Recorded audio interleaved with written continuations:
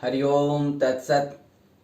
जैसी दृष्टि वैसी सृष्टि, जैसे नजर वैसे नजारे।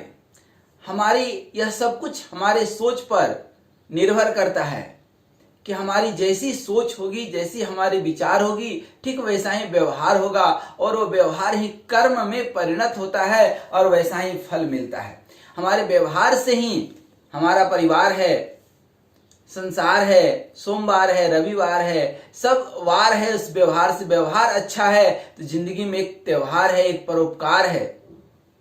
और व्यवहार गड़बड़ हो गया, दृष्टि हमारी गड़बड़ हो गई, हमारी नजरिया गड़बड़ हो गई तो सारे नजारे गड़बड़ हो जाते हैं। आइए उन्हीं पर आज प्रकाश डालते हैं। कहते हैं ना कि मनुष्य तीन तरह से दुखी और सुखी होता है, अभाव, प्रभाव और स्वभाव। इसमें स्वभाव जो है मुख्य बिंदु है। आज हम उस स्वभाव को पकड़ करके ही आगे बढ़ेंगे। मनुष्य को सुख और दुख की अनुभूति, दुख या सुख की अनुभूति अभाव या प्रभाव से नहीं बल्कि उसके अपने स्वभाव से होती है। मनुष्य का अपना स्वभाव ही उसके अपने एवं दूसरों के सुख और दुख का कारण है। संसार हमें वैसा ही प्रतीत होता है जैसी हमारी सोच है। देखा जाता है कि कोई व्यक्ति अभाव में भी खुश रहता है, वहीं कोई संपन्नता में भी दुखित रहता है। महल में भी किसी को नींद नहीं आती है तो कोई झोपड़ी में भी चैन से सोता है।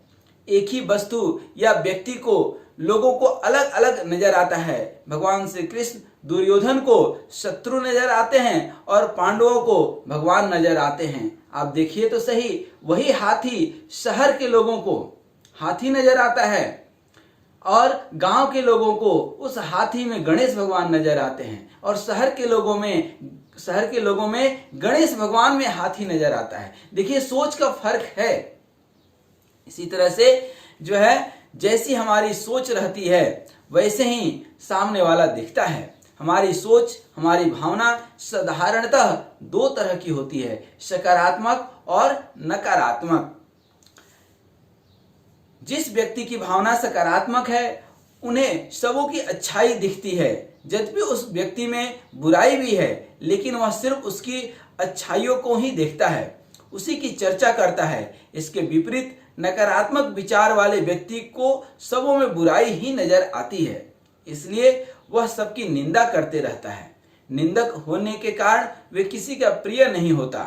वे हमेशा इस बात को लेकर दुखी रहता है कि सामने वाला व्यक्ति बुरा है, उसने मेरे साथ अच्छा बर्ताव नहीं किया, मेरी मदद नहीं की, वे अपने भाइयों के साथ अच्छा संबंध नहीं रखता, उसके बच्चे अच्छे नहीं हैं, उसका घर बहुत गंदा है, वह बहुत अहंकारी है, इत्यादि इत्यादि। न जाने कितने ही नकारात्मक भावनाओं से वह भर जाता है। ये सब नकारात्मक सोच है। इस तरह के लोग हमेशा परेशान रहते हैं। जिस व्यक्ति के अंदर नकारात्मक सोच भर गया वह हमेशा परेशान रहेगा, उनका चेहरा हमेशा चिंतित और उदास रहेगा, उनके लिए सब बुरे हैं, इसलिए वे भी किसी के प्रिय नहीं होते और अलग थलग पड़ जाते हैं। इसके विपरीत सकारात्मक सोच वाले व्यक्ति कभी निराश नहीं होते, हमेशा दूसरों के गुणों की चर्चा करते हैं। उनके चेहरे पर एक अलग ही प्रसन्नता दिखती है।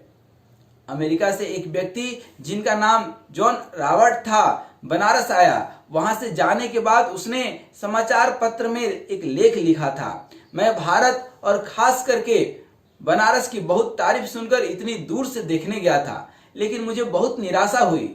बनारस में चारों तरफ गंदगी फैली हुई थी, ढोंगियों ने तरह तरह से उन्हें ठगना चाहा, मंदिर में भीड़ ही भीड़ थी, जानवर चारों ओर घूम रहे थे, मुझे बनारस में कोई विशेषता नजर नहीं आई।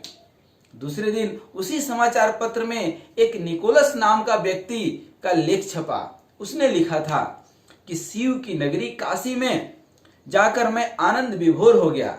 गंगा के निर्मल जल में स्नान करके मैं जब विश्वनाथ दर्शन के लिए गया तो श्रद्धालुओं की भीड़ देखकर मन गदगद हो गया। यहाँ के लोग कितने धार्मिक और सात्विक हैं। जगह जगह सन्यासियों को भोजन कराया जा रहा था। वेदोच्चारण, भजन और विश्वनाथ भगवान की जय ऐसे जयकारे लग रहे थे। यह सब सुनकर मन के तार झंकृत हो गए।